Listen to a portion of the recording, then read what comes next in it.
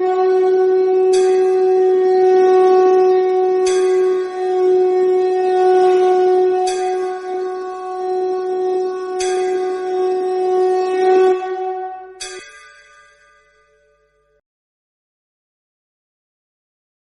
पंचमी की पौराणिक कथा।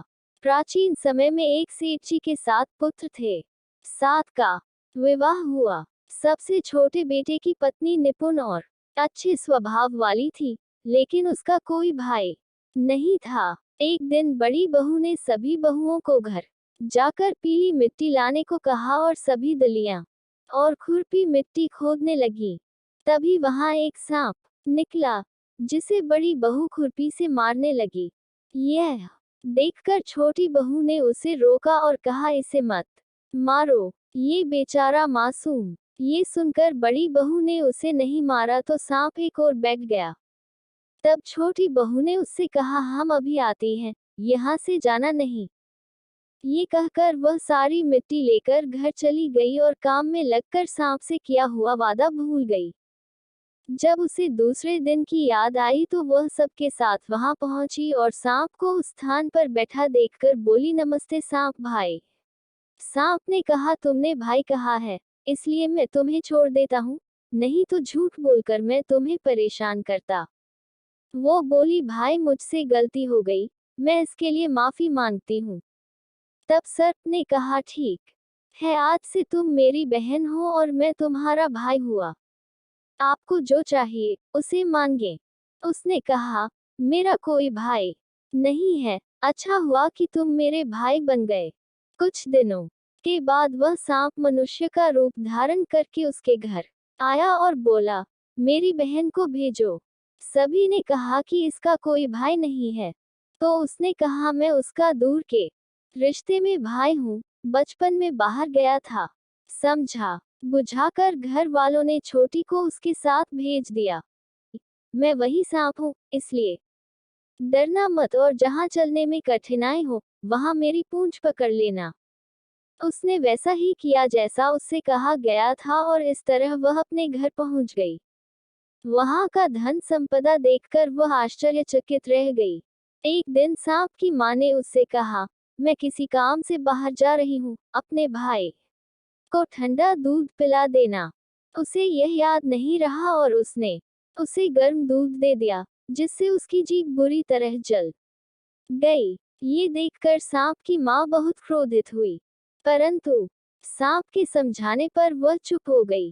तब सर्प ने कहा कि बहन को अब उसके घर भेज देना चाहिए। तब सर्प और उसके पिता ने उसके घर में बहुत सा सोना, चांदी, रत्न और वस्त्र आदि दिए।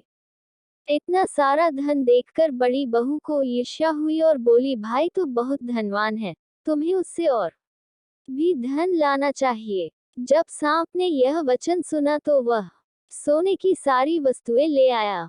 ये देखकर बड़ी बहू ने कहा, इन्हें साफ करने की झाड़ू भी सोने की होनी चाहिए। फिर सांप सोने की झाड़ू भी ले आया।